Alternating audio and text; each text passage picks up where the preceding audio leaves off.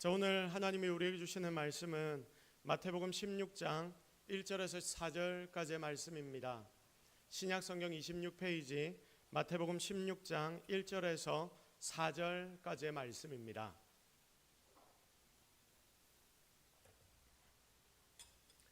다 찾으셨으면 한 목소리로 하나님 우리에게 주시는 말씀을 합독합니다.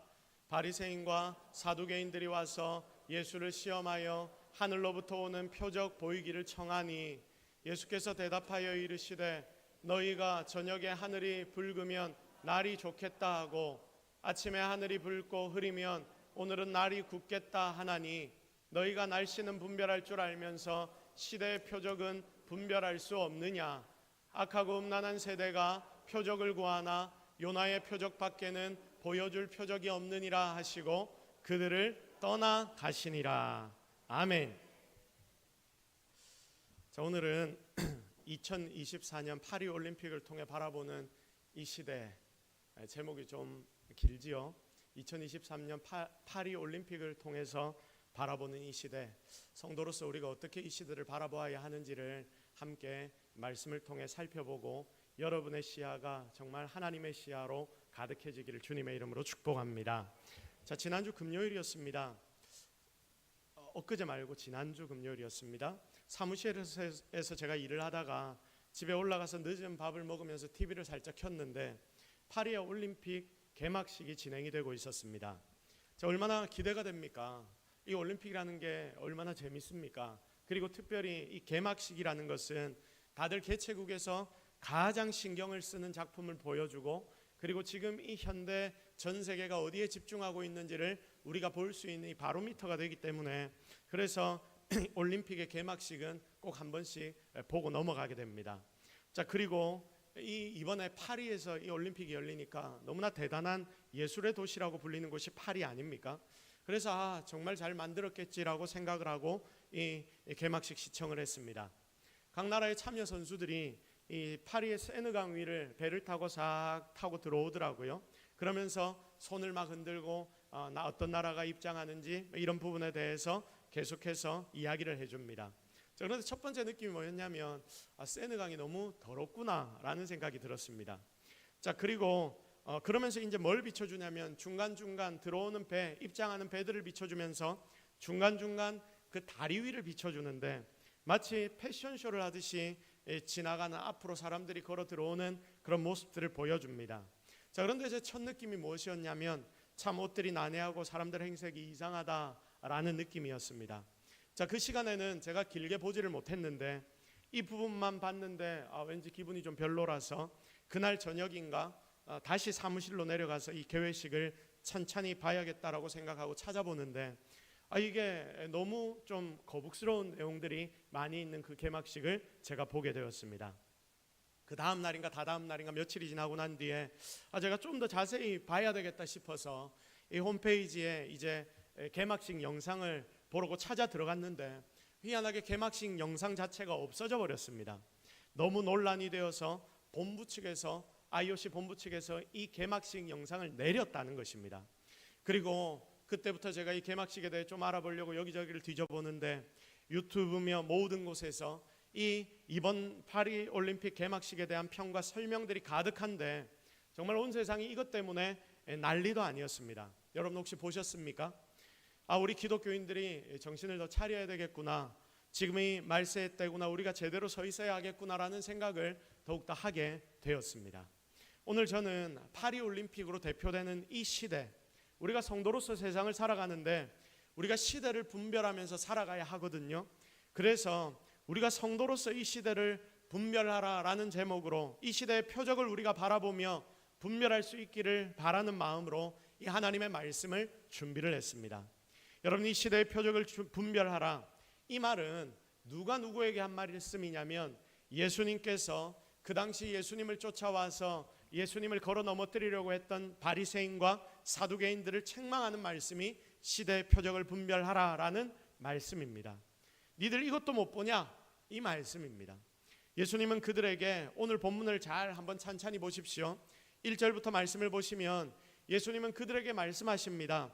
날씨를 통해 뒷날을 너희들이 분별하면서도 시대를 보면서 그 시대의 표적들을 보면서도 왜 이 시대는 분별하지 못하느냐라고 책망하십니다. 이 말씀을 보면 시대를 분별하는 것은 당연히 너희들도 할 수 있는 일인데 왜 이걸 못하느냐라는 책망의 말씀임을 우리가 알게 됩니다.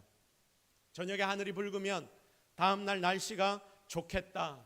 우리가 밤에 달이 뜰 때 달에 달무리가 생기면 다음날 날씨가 안 좋겠구나, 비가 오겠구나, 우리가 이렇게 생각하지 않습니까? 그와 마찬가지로 그 당시 유대인들은 밤이 붉으면 다음날 날씨가 좋을 것이다 라고 그렇게 이야기를 했습니다. 그렇게 날씨를 판단했습니다.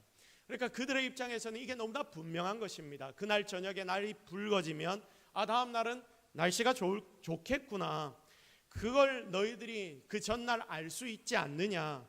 그러면서 이 시대의 표징을 너희들이 보고서도 어떻게 이 시대에 대해서는 알지를 못하느냐, 깨닫지를 못하느냐, 이걸 다들 알아야 하는 것인데 너희들은 왜 그것을 알지 못하느냐라고 주님이 말씀하시는 것입니다.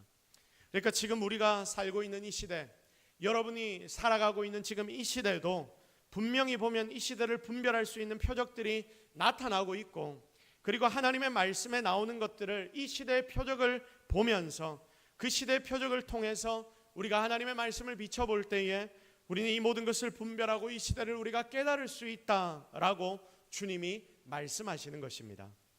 그런 바리새인들이 예수님께 와서 무슨 말을 했길래 예수님이 지금 이런 대답을 하시는 겁니까? 니들이 표적을 보면서도 시대를 분별하지 못하냐라고 말씀하십니까? 1절 말씀을 보십시오.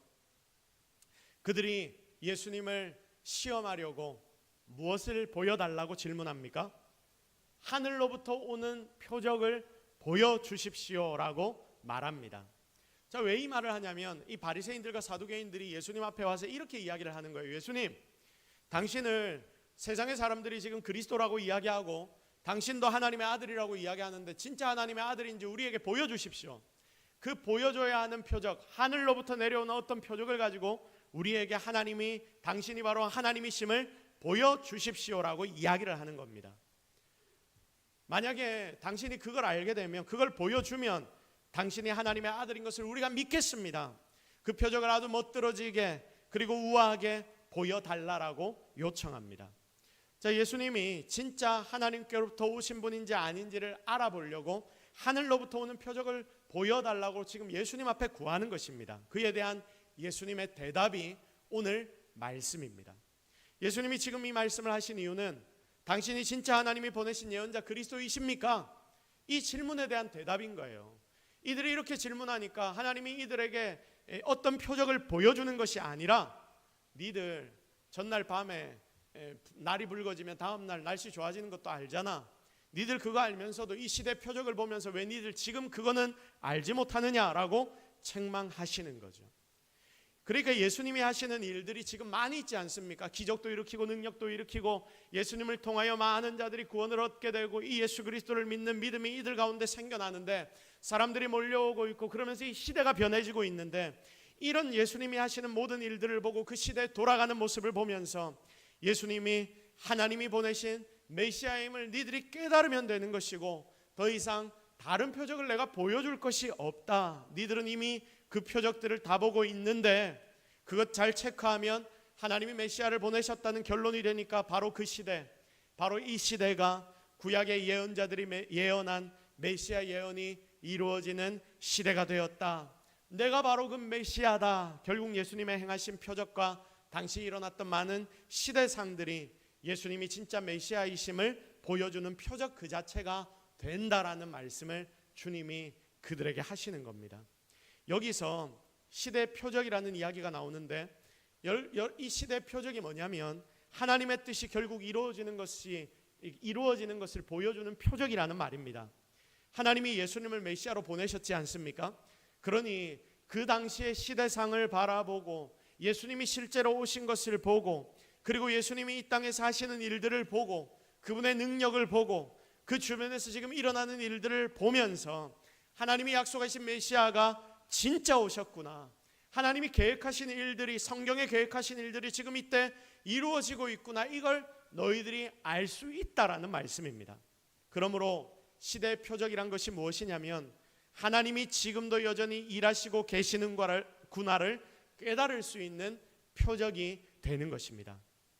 그러면서 주님이 한마디를 더 하시죠. 4절 말씀입니다. 우리 4절 말씀 같이 한번 읽어볼까요? 시작.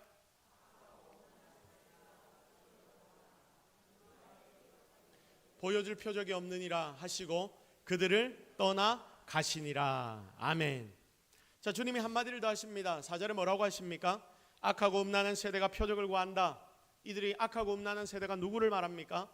지금 예수님 앞에 찾아와서 질문하고 있는 바리새인들과 사두개인들을 이야기합니다. 이들을 악하고 음란하다라고 앞에서 대놓고 표현해 버립니다. 니들에게는 내가 이제 요나의 표적밖에 보여줄게, 남아있는 표적이 없다. 그러면서 주님이 그들을 떠나셨다라고 기록이 되어 있습니다. 자, 그러면 여러분, 도대체 요나의 표적이 무엇입니까? 뭐길래 주님이 니들한테 보여줄 게 요나의 표적밖에 없다라고 말씀하시는 걸까요?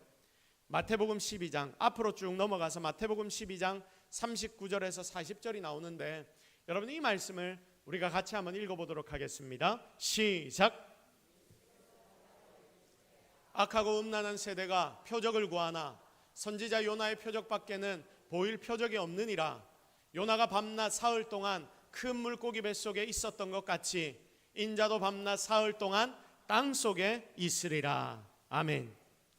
여러분, 이 본문에서 예수님이 말씀하시는 요나의 표적이 무엇입니까? 결국 주님이 이 땅에 오신 목적을 이야기하는 것 아닙니까? 주님이 이 땅에 오신 목적, 예수님의 죽으심, 예수님의 십자가에서 죽으심과 부활을 지금 요나의 표적이라고 예수님은 표현하고 있습니다. 그러니까 지금 표적을 보여달라고 말하는 바리새인과 사두개인들이 예수님 우리에게 표적을 보여주십시오 라고 말씀하니까 이 예수님께서는 니들 그래 기다려, 나중에 내가 요나의 표적 그거 보여줄 거니까 내가 너희들에게 이제 보여줄 건, 남아있는 건 이거밖에 없어 라고 말씀하는 것입니다.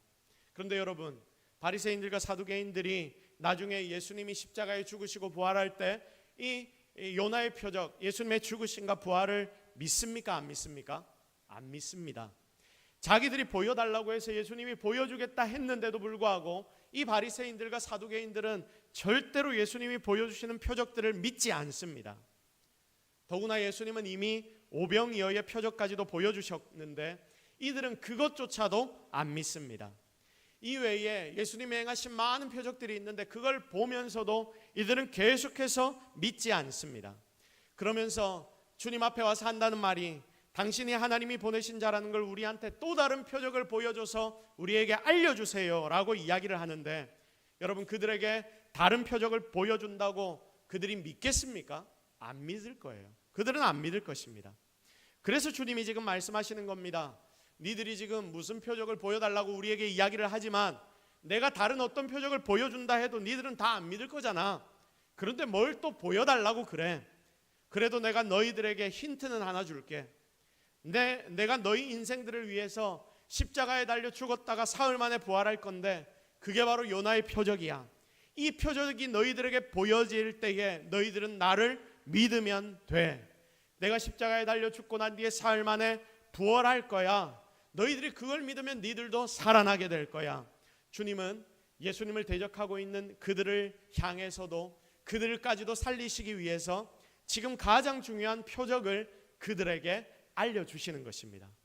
지금 예수님은 너무나 많은 이적과 기적, 표적을 보여주시고 계십니다. 그런데도 그들은 계속 안 믿습니다. 다른 표적을 또 보여달라고 이야기를 합니다. 그러니 다른 표적을 또 보여준다 해도 이들은 믿지 않을 것입니다. 그들은 이 시대의 표적을 읽지 못했으며 그 결과로 하나님이 열어주시는 새 시대의 사역과 역사에 전혀 동참하지 못하게 됩니다. 여러분, 지금 이 시대를 보십시오. 지금 이 시대의 유대인들을 한번 보십시오. 이스라엘 백성들을 한번 보십시오. 그들은 아직도 이미 오신 메시아를 기다리고 있습니다. 여전히 하나님이 메시아를 다시 보내주실 것이다라고 생각하면서 그 메시아를 기다리고 있는 자들이 지금의 이스라엘인들 아닙니까? 혈통적으로 아브라함의 자손이고 자기들 딴에는 율법을 바르게 지키며 산다 하는 자들. 그런데 그들은 큰 착각 속에 빠져서 진리를 이미 잃어버린 것입니다. 그렇습니다. 여러분, 지금 우리는 이렇게 시대상을 보면서 예수님이 행하신 일들을 보면서 하나님의 언약을 발견하게 되고 시대의 표적을 보면서 이 시대를 분별할 수 있게 되었습니다. 하나님이 우리에게 그런 표적을 보여주시겠다라고 약속하셨습니다.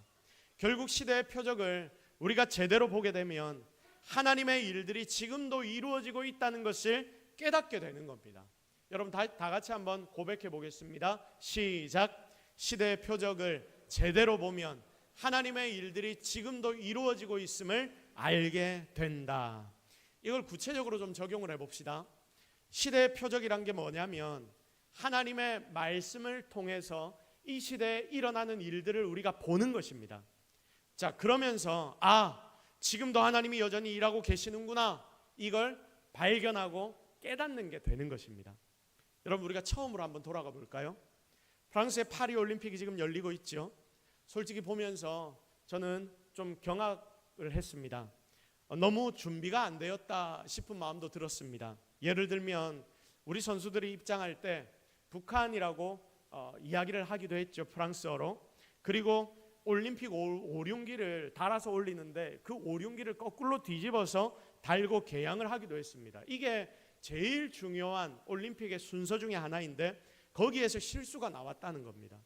그리고 나라의 국기들을 계속 진행을 하면서도 잘못 갖다 붙이기도 하고, 여러분 이런 짜잘한 실수들이 너무나 많습니다.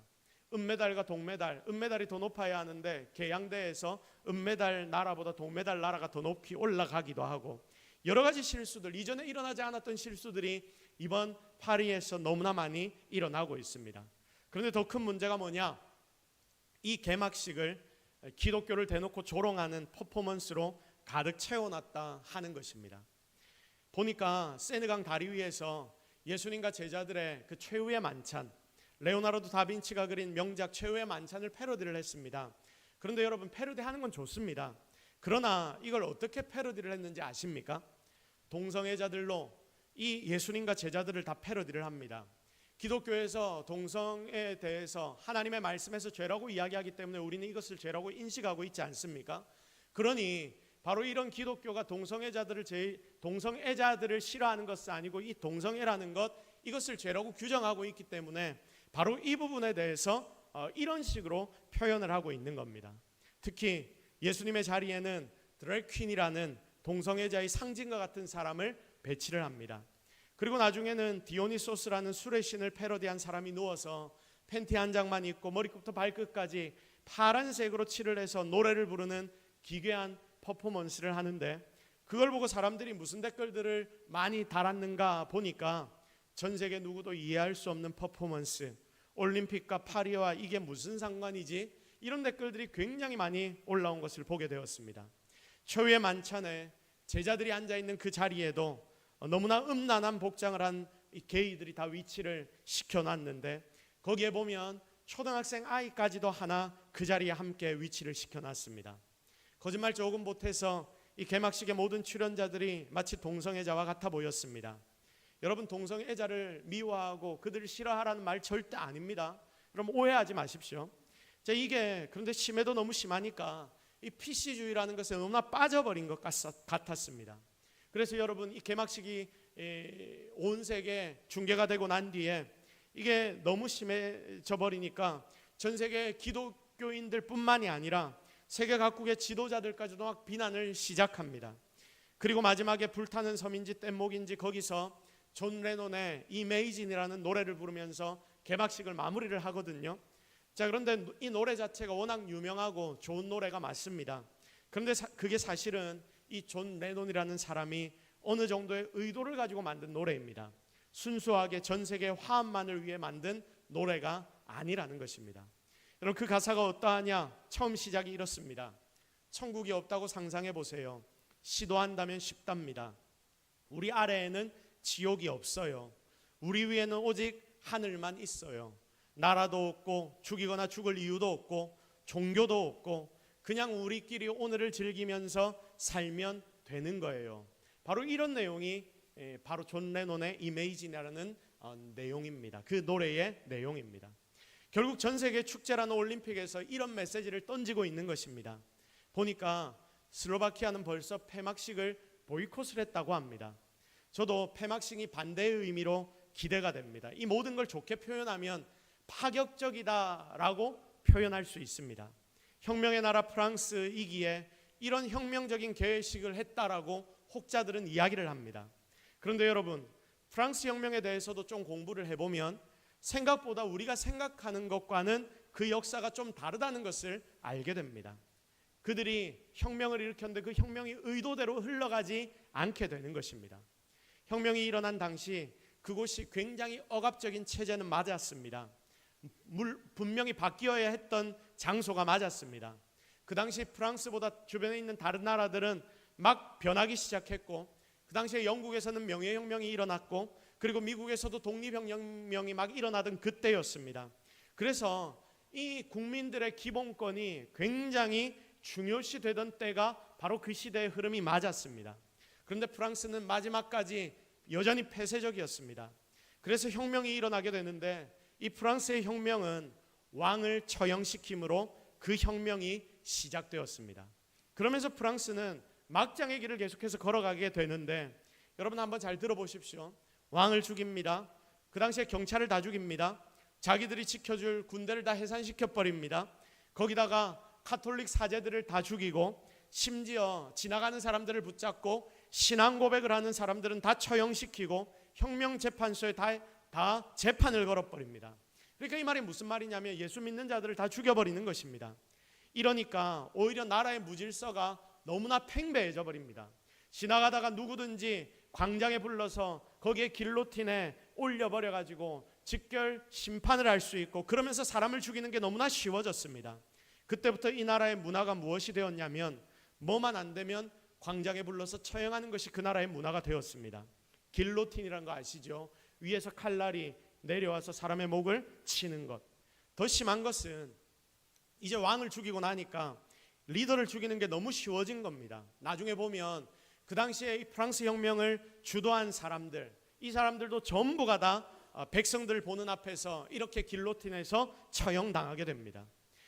여러분, 무서워서 정치를 아무도 못하게 됩니다. 그러니 계속 프랑스는 더 혼란스러워집니다. 그때 외부에서 적들이 공격을 해오고 내부에서 혼란이 계속되니까 나라가 진짜 어지러워지는데, 그래서 누가 나오는지 아십니까? 독재자 나폴레옹이 나오게 됩니다. 여러분, 아이러니 아닙니까? 그 자신들에게 자유를 위해서 그 자유를 선포하며 혁명을 일으켰는데 그 혁명 끝에 독재자가 나온 것입니다. 이런 혼란을 저는 이번에 마치 보는 것과 같은 느낌을 가지게 되었습니다. 우리가 믿는 자들로 지금 시대에 일어나는 일들을 눈으로 보면서 시대의 징조를 보는 눈을 여러분이 가져야 합니다. 여러분, 한 가지만 더 이야기하겠습니다. 포괄적 차별금지법이 계속 국회에 발의가 되고 있죠. 10몇 년 동안 계속 국회에 발의가 되는데 계류되고 있습니다. 여러분, 이름이 너무 좋습니다. 포괄적 차별금지법. 그런데 우리 기독교에서 발을 벗고 계속 이걸 반대를 합니다. 그래서 이 법안을 주장하는 쪽에서는 계속 기독교를 욕하고 있습니다. 무엇으로 욕하냐면, 우리는 평등과 자유를 모든 이들에게 주려고 이런 법안을 계속해서 상정시키는데 저것들 기독교 꼴통들이 그걸 막는다. 그러면서 마치 기독교가 기득권을 유지하려고 이 법을 반대한다는 스탠스로 막 여론을 이제까지 이끌어왔습니다. 이게 우리가 성도라면 이 내용들을 조금 알아야 될 것 같아서 이 시대를 보는 눈에 대해 이야기하면서 여러분에게 조금 더 설명을 드리겠습니다. 잘 보십시오. 여러분이 이것도 좀 알아야 하는 게 뭐냐면 포괄적 차별금지법, 이름이 너무 좋지요. 차별하면 안 됩니다. 교회에서도 사람 차별하면 절대로 안 됩니다. 차별하는 교회가 여러분 눈에 보인다면 여러분 그 교회에서 나와야 합니다. 하나님은 모든 인생들을 다 사랑하신다고 하셨습니다. 차별하지 않으셨습니다. 예수님이 이 땅 가운데 오셔서 제일 먼저 한 사람들이 힘들고 어렵고 불쌍한 자들, 죄인들을 찾아가서 그들과 친구가 되어주시고 그들과 함께 밥을 먹고 그들과 함께 파티를 누린 것입니다. 그러니 우리도 그 예수님의 모습을 본받아 모두를 사랑해야 합니다. 그런데 문제가 뭐냐면 거기 있는 독소 조항들입니다. 그거를 빼버리면 우리 기독교에서도 찬성하겠다라고 공식적으로 말을 했습니다. 그런데 이런 내용들은 다 빼버리고 이 좋은 걸 기독교는 반대한다, 이런 스탠스로 상황을 만들어가고 있습니다. 그래도 여러분은 이 상황을 알아야 하니까 독소 조항이 뭔지까지도 제가 설명을 좀 드리겠는데, 여러분 이것은 종교적인 어떤 관념을 좀 넘어서는 것입니다. 그러니까 우리나라 이 사회에서 모두가 인정하는 보편타당한 양심 그리고 윤리적인 관점으로 봐서 괜찮은 것이냐 안 괜찮은 것이냐를 판단해서 이 조항을 넣자 빼자를 결정하자는 말입니다. 포괄적 차별금지법 찬성하냐 반대하냐 설문을 하지요. 그러면 그 이름을 듣고 모두가 다 찬성을 한답니다. 지금은 반대가 많아졌습니다, 이전보다. 그런데 과거에는 이 이름으로 설문조사를 하면 모두가 다 찬성을 한다고 했답니다. 그런데 이 조항 하나하나를 설명해 주고 난 뒤에 찬성 반대를 물으면 70에서 80%가 반대로 넘어간다고 합니다. 기독교인이 아닌 사람들에게 질문해도 이런 결과가 나옵니다. 그래서 이 독소 조항을 좀 빼라는데 이걸 빼지 않고 끝까지 이 법안을 상정시키고 있습니다. 지금 현재는 그래서 일반 사람들 중에서도 이렇게 반대가 많아졌습니다.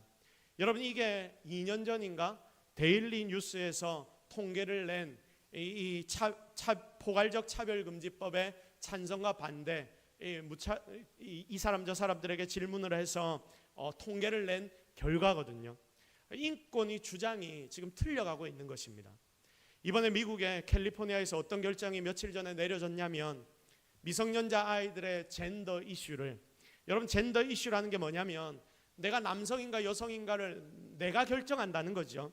그러니까 내가 타고난 성은 아무것도 아니라는 겁니다. 젠더 이슈가 바로 그런 것입니다.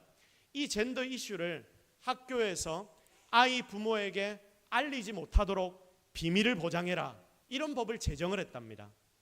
유치원부터 시작해서 계속 그 성별은 네가 태어난 그 성별 그대로가 아니야, 이걸 마치 세뇌시키듯이 계속 가르치면서 혹시 내가 그럼 남자가 아닌 건가 고민하는 아이가 생기지 않습니까? 계속 그렇게 가르치니까 다들 한 번씩은 이 고민을 한답니다. 그러면 그 아이를 양육해야 하는 부모에게 이런 고민이 아이에게 있어요, 아이가 이 고민에 빠져 있어요, 이걸 학교에서 좀 알려줘야 하는 것 아닙니까? 그런데 이걸 학교에서 부모에게 알려주면 안 된다, 알려주라가 정상일 텐데 알리면 안 된다라고 이번에 법 제화가 됐다고 합니다. 도대체 세상이 어떻게 돌아가는 것인지 제가 이해가 안 됩니다. 이 법이 발의된 뒤에 지금 큰 회사들이 캘리포니아를 보이콧하고 떠나고 있답니다. 일론 머스크 테슬라 최고 경영자가 제일 공들이는 사업이 우주로 로켓 타고 올라가는 화성 개발 사업 이거 아닙니까? 그게 스페이스X라는 바로 이런 회사인데 이 법이 캘리포니아에 이 법인이 캘리포니아에 있습니다. 근데 이 법이 제정된 걸 보고 우리 회사는 이것을 뜨겠다라고 며칠 전에 발표를 했습니다. 그 외에 여러 큰 회사들도 동참을 하고 있답니다.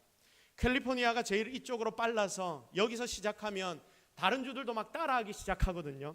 그런데 여러분이 생각하기에 이게 맞는 일이라고 생각이 됩니까? 부모가 아이를 가르치지 못하도록 정보를 학교가 유치원이 숨기라는 게 여러분 이게 말입니까? 아이가 유치원 다닐 때부터 그림책으로 그 동네가 뭘 최우선으로 가르치냐면 신기한 게 바로 이 젠더 이슈를 가장 먼저 가르친답니다. 딴 걸 가르칠 것도 너무나 많은데 이걸 제일 먼저 가르쳐요. 아빠와 자녀가 있는 그런 가정, 엄마와 엄마가 아이를 키우는 것, 그러면서 세상에는 성별이 다양하다, 남자와 여자가 다가 아니다, 제2의 성, 제3의 성, 제4의 성, 성은 너무나 무수히 많다. 여러분 이걸 제일 먼저 가르칩니다. 아주 어릴 때부터 유치원 때부터 세뇌시키듯이 그런 내용을 가르칩니다. 그래서 여러분 이걸 가르치기 시작하면서 거의 모든 아이들이 자기 성에 대하여 내가 진짜 남자인가 내가 진짜 여자인가를 다들 고민한다고 합니다. 그렇게 법적으로 바뀌고 난 뒤에 동성애자들이 10배 이상 늘어났다고 합니다. 미국에 있는 목사님 선배 한 분이 자기 딸이 겪은 일을 저희에게 이야기를 해주셨습니다. 이 아이의 말을 그대로 풀어주는데 이 아이가 어릴 때부터 미국에서 자랐거든요. 태어나기를 거기에서 태어났습니다. 거기서 그런 교육을 계속 받으니까 이 아이가 헷갈린 것입니다. 주 내용이 뭐냐면 너 여자로 태어난 것 같지? 그런데 너 여자 아니야. 그거 다시 고민해봐. 그래서 초등학교 고학년이 되었을 때는 실제로 한 6개월 정도 자기가 그 고민 때문에 굉장히 흔들리기도 했답니다. 그러다가 결국 이게 아니구나 그걸 깨닫고 그 아이는 제자리를 찾아갔는데 20대가 되어서 당시를 생각해 보니까 이 아이가 이렇게 이야기를 했답니다. 일부러 너는 여자가 아니야. 다른 걸 빨리 찾아봐. 그게 깨어있는 시민이야. 이걸 계속 강요하는 것처럼 어릴 때 느껴졌다라는 것이죠. 성도 여러분, 이게 정상이라고 생각됩니까? 심각합니다. 여러분이 우리가 고민해 봐야 되는 게 뭐냐면 교육의 의미가 무엇인가, 이걸 고민해 봐야 합니다. 아직 가치관이 제대로 정립되지도 않은 어린이와 청소년들에게 혼란한 성정체성에 대해서 모든 게 다 정상이야, 너가 생각하는 모든 게 다 맞아, 너 쪼대대로 살면 돼, 세상에는 어떤 기준도 없어, 그것이 바로 자유야, 이런 교육과정이 맞는 거라고 여러분은 생각합니까? 이렇게 살아나가는 자들의 기준이 전혀 없어지는 거 아닐까요? 지금 포괄적 차별금지법에 우리 기독교인들이 제일 심각하게 반발하는 게 바로 이것입니다. 왜 성적인 지향, 동성애와 성정체성을 여기에 넣어버리냐, 이것 빼고 포괄적 차별금지법 올리면 우리 충분히 함께 하겠다, 나머지는 차후에 사회적 합의가 생기면 그때 올려보자 라고 이야기를 하는데, 사실 이 부분에 대해서 아직 대한민국에서, 우리나라에서는 아직 사회적 합의조차도 된 거 아니지 않습니까? 그리고 이미 이 법이 통과된 외국들을 보십시오. 절대 잘 되고 있다라고 말할 수 없습니다. 그런데 도대체 왜 그걸 따라가려고 하는지, 그 동네에서도 과반수 이상이 뭐라고 이야기를 하냐면 다시 이전으로 돌아가야 한다라고 이야기를 하는 사람들이 너무나 많이 나오고 있습니다. 그러면 조금 더 고민해 봐야 하는 게 당연한 거 아닙니까? 미국과 캐나다가 이쪽으로 제일 심한데, 캐나다에서 이 법이 발의되면서 타깃이 된 건 단 하나입니다. 그게 무엇일까요? 기독교입니다. 프랑스 올림픽도 타깃이 기독교처럼 보입니다. 이게 기독교인들 탄압, 조롱으로 바뀌어 가고 있습니다. 지금 그 동네는 전도도 못합니다. 경찰에 잡혀갑니다. 자기 신념을 다른 이들에게 강요했기 때문이라고 합니다. 며칠 전 뉴스에 보니까 캐나다에서 며칠 전에 일어난 일입니다. 기독교 대학에서 로스쿨을 설립을 하려고 지금 그것을 이제 인가를 받으려고 했답니다. 그런데 대법원에서 이것을 막았습니다. 왜 대법원에서 이걸 불허했는지 아십니까? 동성애 성행위, 다른 게 아닙니다. 여러 가지 성정체성이 있다고는 이미 그들이 이야기를 해놨기 때문에 거기에는 이 기독교 학교도 딴지를 걸 수가 없습니다. 그런데 그게 아니라 동성애 성행위를 학교에서 하지 마라라는 학칙이 있거든요. 이 학칙을 가졌기 때문에 로스쿨을 만드는 걸 허가할 수 없다라고 며칠 전에 캐나다에서 이런 결과가 나왔습니다. 또 자녀의 성전환 수술을 부모가 반대하니까 법원에서 그 부모의 양육권을 제한해버립니다. 이 자녀가 나이가 들어서 성전환 수술을 하는가, 제가 그 생각을 했습니다. 그런데 이 아이의 나이를 보고 깜짝 놀랐습니다. 그 아이 나이가 몇 살이냐면 14살입니다. 이 14살 아이가 내가 성전환 수술을 하고 싶은데 우리 부모가 성전환 수술을 안 시켜줘요라고 법원에 고발을 해버렸더니 이 아이의 부모의 양육권을 이 법원이 빼앗아 버리는 것입니다. 이제 가치관이 세워지고 있는 과정 중에 아이 아닙니까?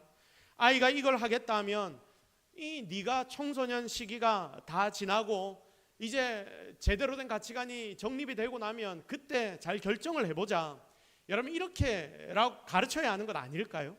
그런데 14살 아이 성전환 수술을 부모가 반대한다고 양육권을 제한하고 아이와 떨어지게 하고, 이게 여러분 보기에 정상이라고 생각합니까?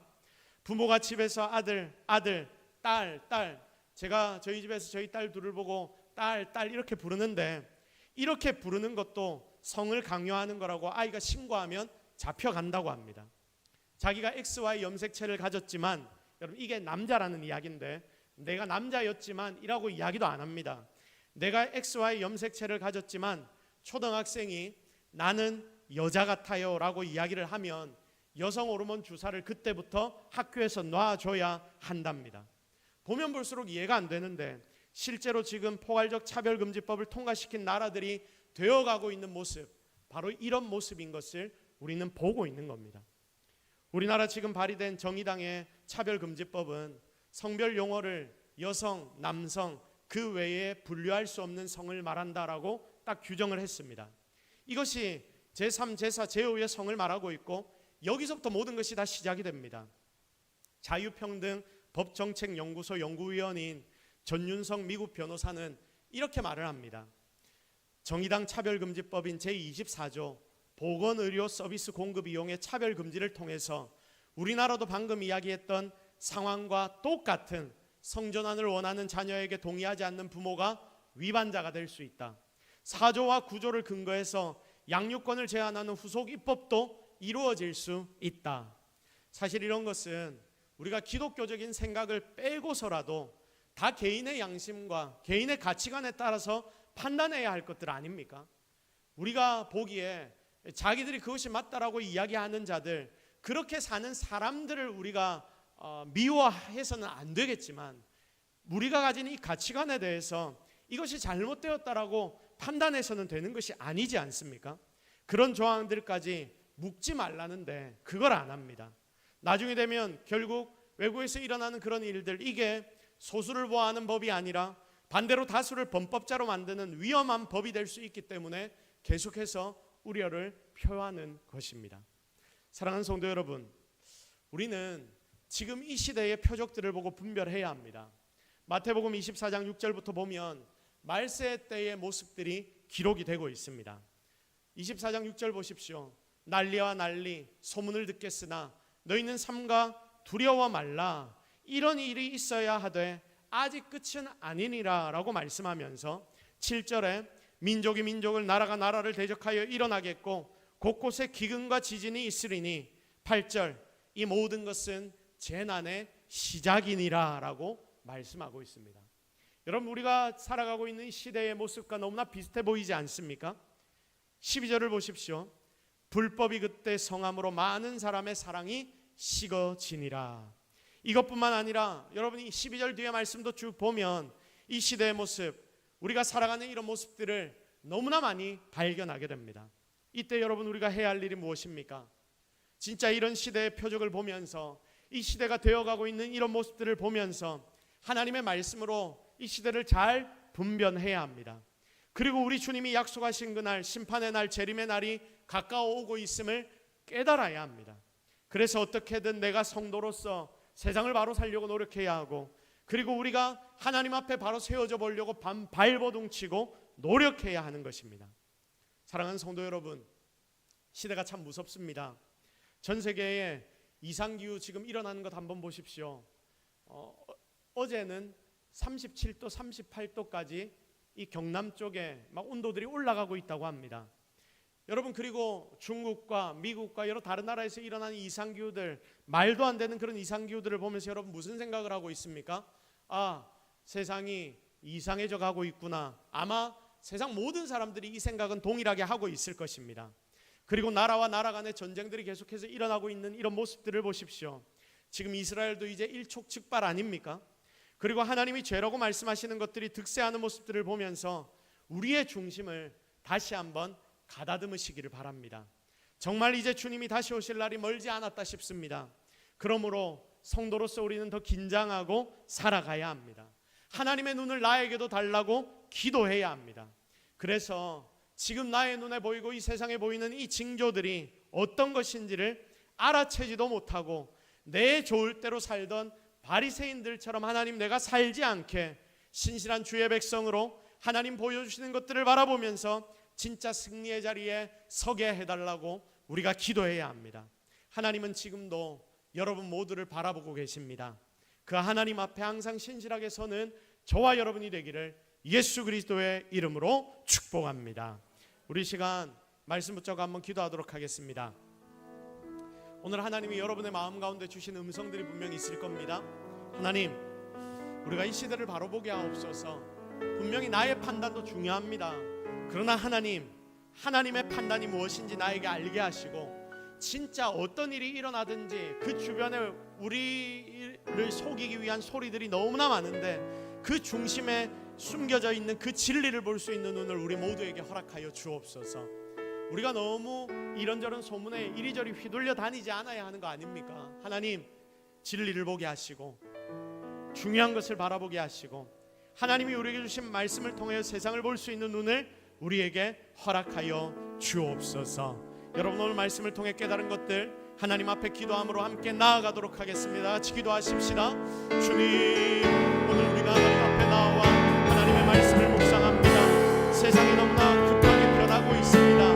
이 변하는 것을 우리가 잘 따라가야 합니다. 그리고 변하는 과정 속에서 하나님이 주시는 그 모든 것들을 누리며 즐기며 살아가야 합니다. 그러나 하나님, 하나님의 뜻이 아닌 것에 대하여는